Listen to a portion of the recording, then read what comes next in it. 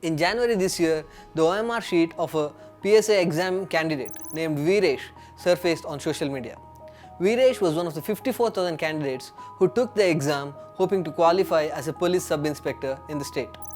He had scored 121 marks out of 150 and was ranked 7th in the state. His entry into the Karnataka police force was as good as done, except the social media post showed that he had answered only 21 questions in the exam. What followed was the unraveling of one of the biggest recruitment scams in Karnataka, in which a serving police officer, Amrit Paul, was arrested and several local politicians were named. The discovery shocked the state.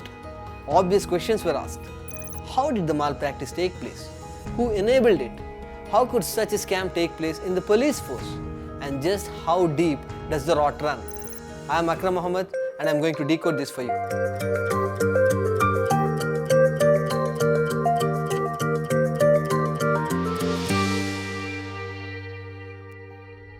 Karnataka State Police routinely conducts recruitment exams for various posts in the department.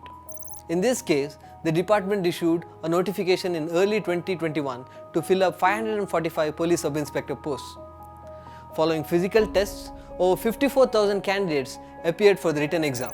The cutoff age was 30 years and the other requirements were basic: a graduate degree and a knowledge of Kannada. Even today, government jobs are attractive not only due to the salary but also due to the job security and benefits like pension. This is true especially for those who come from economically disadvantaged backgrounds. In the case of PSI exam, many candidates were even willing to sell their lands to pay bribes. Veeresh had paid 36 lakh as bribe to have his OMR sheet tampered with. The tout in this case was a state irrigation department employee named Manjunath Mailakundi. While Mailakundi allegedly made sure that Veeresh's scores were fixed, he also held on to the OMR sheet until the final installment of the 40 lakh bribe was paid. After Veeresh's OMR sheet surfaced on social media, the scam was out in the open and the issue made it to the state legislature. Under pressure, the Karnataka government ordered a CID probe. Till date, over 34 people have been charge sheeted and 50 people arrested in connection with the case. One of them is the former president of Kalburgi BJP's women's wing, Divya Hagargi. She ran the Jnana Jyoti English medium school, which was one of the exam centers and played a big part in the scam.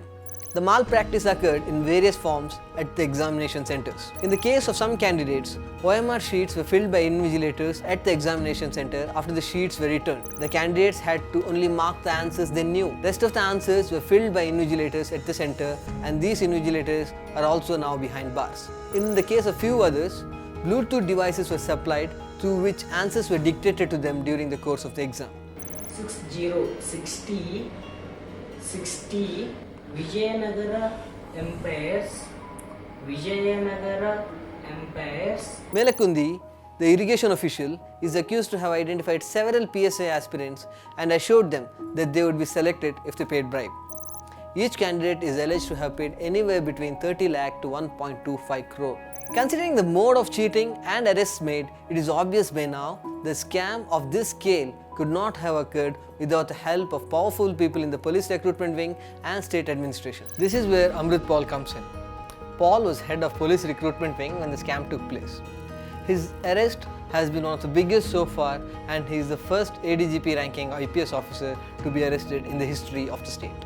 Though he has denied any role in the PSI scam, Paul was arrested as the CID was unable to locate the key of the strong room, where answer scripts and OMR sheets for the PSI exams were kept. The arrest of the serving ADGP came based on the statement of Deputy Superintendent of Police Shantakumar, who was arrested earlier by the CID for allegedly playing a key role in the scam. The ADGP's name is yet to appear in the charge sheet, as his arrest was a day after the preliminary charge sheet was filed. Meanwhile, the scam has provided ammunition to the opposition parties to target the Bommai government. There is also talk within bureaucratic ranks about how Amrit Paul was made a scapegoat, and there are bigger names who masterminded the scam. Amid all this, the actual victims are those candidates whose fate now hangs in the balance. Candidates who cleared the exam without bribing their way through are riled by the government decision to cancel the exam and hold it afresh. Even among these candidates, for many, a re-exam is no longer an option as they have already crossed the cut-off age limit. ನಮ್ಮದು 1 ಎಕರೆ ಕೂಡ ಜಮೀನಿಲ್ಲ sir. ಅರ್ಧ ಎಕರೆ ಜಮೀನಿದೆ. ನಮ್ಮ ಅಪ್ಪ ನಮ್ಮ ಅಮ್ಮ ಹಸು ಮೇಯಿಸ್ತಾರೆ. ನಿಜ ಹೇಳ್ಬೇಕಂದ್ರೆ ಕೂಲಿ ಮಾಡ್ತಾರೆ ಅಂತ ಹೇಳ್ಬೇಕು ಸರ್. ಪ್ರತಿಯೊಂದು ರೂಪಾಯಿಗೂ ನಾನು ಮನೆಯಿಂದನೇ ತಗೊಳ್ತಿದ್ದೆ ಮುಂಚೆ. ಒಂದು ಪೆನ್ ತಗೋಬೇಕಾದ್ರೂ ಮನೆಯಿಂದನೇ ಕೇಳ್ತಿದ್ದೆ. ಸೊ ಈಗ ಗೌರ್ಮೆಂಟ್ ಈ ಥರ ಮಾಡಿರೋದ್ರಿಂದ ನಮಗೆ ನಾವೇನೋ ಒಂದು ಎಕ್ಸಾಮ್ ಆಗಿದೆ ಅಂತ ಖುಷಿಯಲ್ಲಿದ್ವಿ. ಈಗ ನಮಗೆ ಎಕ್ಸಾಮ್ ಸೆಲೆಕ್ಟ್ ಆಗಿದೆ ಅಂತ ನಮ್ಮ ಕಮ್ಯುನಿಟಿಯಿಂದ ನಮ್ಮ ತಾಲೂಕು ಲೆವೆಲಲ್ಲಿ ನಮಗೆಲ್ಲ ಸನ್ಮಾನ ಮಾಡಿದರು. ಈಗ ಏಕಾಏಕಿ ಸರ್ಕಾರ ಮತ್ತೆ ಎಕ್ಸಾಮ್ ಬರೀರಿ ಅಂತ ಮರುಪರೀಕ್ಷೆ ಮಾಡಿದ್ರೆ ಇದು ತುಂಬ ಒಂಥರ ಶಾಕ್ ಅಂತಲೇ ಹೇಳ್ಬೋದು ಸರ್. ಕಾರ್ಪೊರೇಟಲ್ಲಿ ಕೆಲಸ ಮಾಡಬೇಕಾದ್ರೆ ಬೇರೆ ಸ್ಟೂಡೆಂಟ್ಸ್ ಎಲ್ಲ ಪರಿಚಯ ಆಗಿದ್ರು. ಸೊ ಅವರೆಲ್ಲ ಹೇಳ್ತಾರೆ, ಯಾಕಂದರೆ ನಾವು ಏನಕ್ಕೆ ಈ ಥರ ಗೌರ್ಮೆಂಟ್ ಕೆಲಸಕ್ಕೆಲ್ಲ ಬರಲ್ಲ ಅಂದರೆ ನಾವು ಎಷ್ಟೇ ಎಫರ್ಟ್ಸ್ ಹಾಕಿದ್ರು ಫೈನಲ್ಗೆ ಆಗೋದು ಇದೆ. These are early stages of the investigation. Many heads are expected to roll. But with each case of corruption, the questions remain the same. Has lack of punishment for the corrupt in the past emboldened those who are involved in these activities? And how, if ever, can the state curb corruption when even the gatekeepers are complicit?